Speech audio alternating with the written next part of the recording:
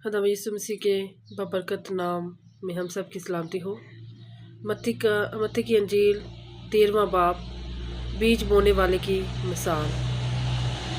उसी रोज़ यीशु घर से निकलकर झील के किनारे जा बैठा और उसके पास ऐसी बड़ी भीड़ जमा हो गई कि वो कश्ती पर चढ़ बैठा और सारी भीड़ किनारे पर खड़ी रही।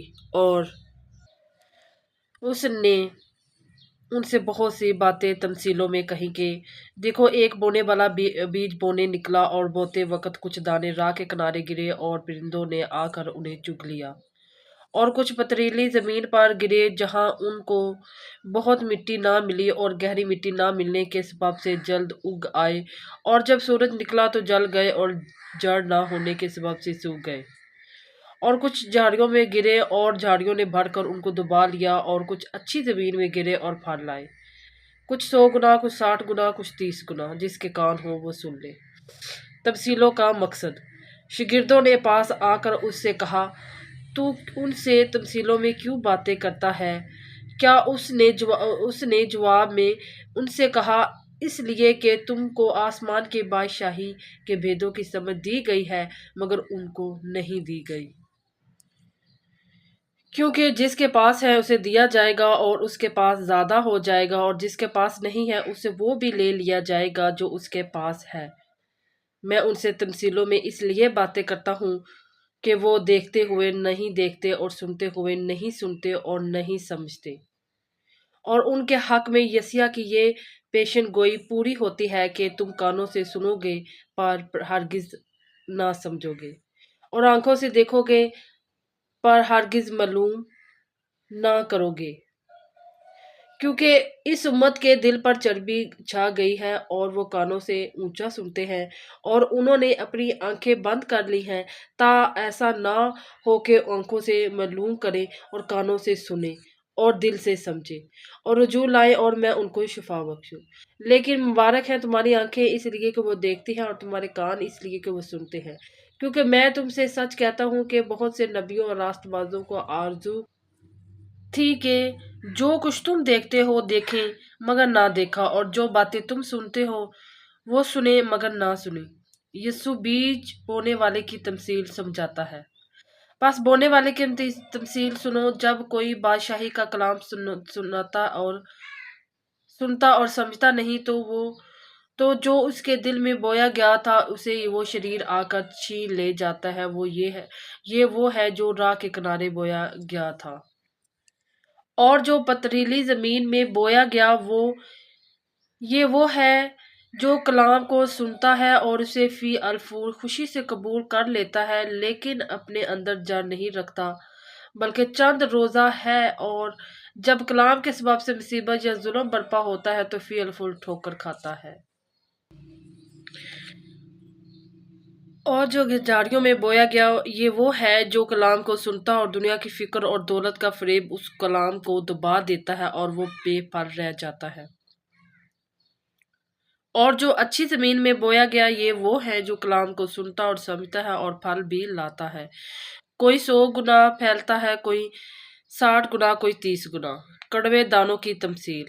उसने एक और तमसील उनके सामने पेश करके कहा, आसमान की बादशाही उस आदमी के मानद है जिसने अपने खेत में अच्छा बीज बोया, मगर लोगों के सोते में उसका दुश्मन आया और गेहूं में कड़वे दाने भी बो गया। बस जब पत्तियां निकली और बालियां आई तो वो कड़वे दाने भी दिखाई दिए। नौकरों ने आकर घर के मालिक से कहा, ए खुदावंद, क्या तू अपने खेत में अच्छा बीज ना बोया था? उसमें कड़वे दाने कहाँ से आ गए? उसने उनसे कहा, ये किसी दुश्मन का काम है। नौकरों ने उससे कहा, तो क्या तू चाहता है कि हम जाकर उनको जमा करें? उसने कहा, नहीं, ऐसा ना हो कि कड़वे दाने जमा करने में तुम उनके साथ घियों भी उखाड़ लो। कटाई तक दोनों को इकट्ठा भरने दो, और कटाई के वक्त मैं काटने वाले से कह दूंगा कि पहले कड़वे दाने जमा कर लो और जलाने के लिए उनके घट्टे बांध लो, और घियों मेरे खत्ते में जमा कर दो। राई के दाने की बीज की तमसील। اس نے ایک اور تمثیل ان کے سامنے پیش کر کے کہا کہ آسمان کے بادشاہی اس رائی کے دانے کی مانند ہے جسے کسی آدمی نے لے کر اپنے کھیت میں بو دیا۔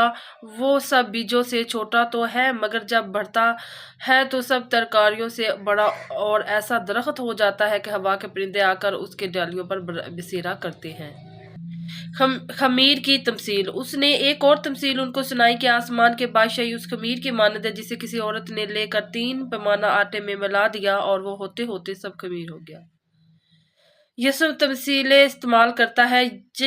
یہ سب باتیں یسوع نے بیٹھ سے تمثیلوں میں کہیں اور بغیر تمثیل کے وہ ان سے کچھ نہ کہتا تھا، تاکہ جو نبی کی معرفت کہا گیا تھا وہ پورا ہو کہ میں تمثیلوں میں اپنا منہ کھولوں گا، میں ان باتوں کو ظاہر کروں گا جو بنائے عالم سے پوشیدہ رہی ہے۔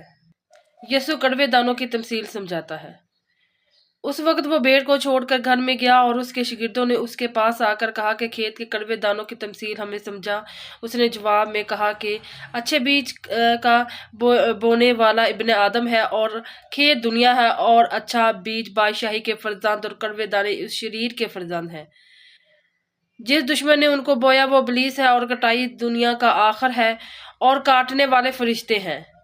پس جیسے کڑوے دانے جمع کیے جاتے ہیں اور آگ میں جلائے جاتے ہیں، ویسے ہی دنیا کے آخر میں ہوگا۔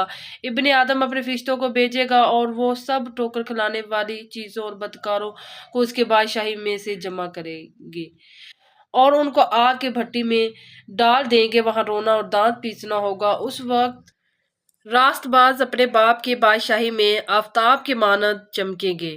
جس کے کان ہو وہ سن لے۔ پوشیدہ خزانے کی تمثیل۔ آسمان کے بادشاہی کھیت میں چھپے خزانے کی مانند ہے جسے کسی آدمی نے پا کر چھپا دیا اور خوشی کے مارے جا کر جو کچھ اس کا تھا بیچ ڈالا اور اس کھیت کو مول لے لیا۔ موتی کی تمثیل۔ پھر آسمان کی بادشاہی اس سوداگر کی مانند ہے جو عمدہ موتیوں کی تلاش میں تھا۔ جب اسے ایک بیش قیمت موتی ملا تو اس نے جا کر جو کچھ اس کا تھا سب بیچ ڈالا اور اسے مول لے لیا۔ جال کی تمثیل۔ پھر آسمان کی بادشاہی اس بڑے جال کی مانند ہے جو دریا میں ڈالا گیا اور اس نے ہر قسم کی مچھلیاں سمیٹ لیں، اور جب بھر گیا تو اسے کنارے پر کھینچ لائے اور بیٹھ کر اچھی اچھی تو برتنوں میں جمع کر لی اور جو خراب تھی پھینک دی۔ دنیا کے آخر میں ایسا ہی ہوگا۔ فرشتے نکلیں گے اور شریروں کو راست بازوں سے جدا کریں گے اور ان کو آگ کی بھٹی میں ڈال دیں گے، وہاں رونا اور دانت پیسنا ہوگا۔ نئی اور پرانی سچائیاں۔ کیا تم یہ سب باتیں سمجھ گئے؟ انہوں نے اس سے کہا ہاں۔ اس نے ان سے کہا اس لیے ہر فقیہ جو آسمان کے بادشاہ کا شاگرد بنا ہے اس گھر کے مالک کی مانند ہے جو اپنے خزانہ میں سے نئی اور پرانی چیزیں نکالتا ہے۔ ناصرت میں یسوع رد کیا جاتا ہے۔ جب یسوع یہ تمثیلیں ختم کر چکا تو ایسا ہوا کہ وہاں سے روانہ ہو گیا اور اپنے وطن میں آ کر ان کے عبادت خانہ میں ان کو ایسی تعلیم دینے لگا کہ وہ حیران ہو کر کہنے لگے کہ اس میں یہ حکمت اور معجزے کہاں سے آئے؟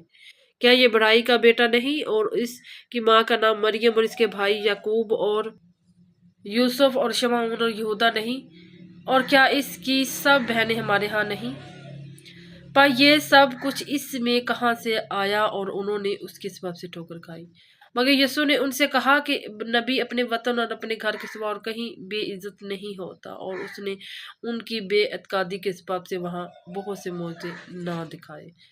کلام کے پڑھے اور سنے جانے پر خداوند کی برکت ہو۔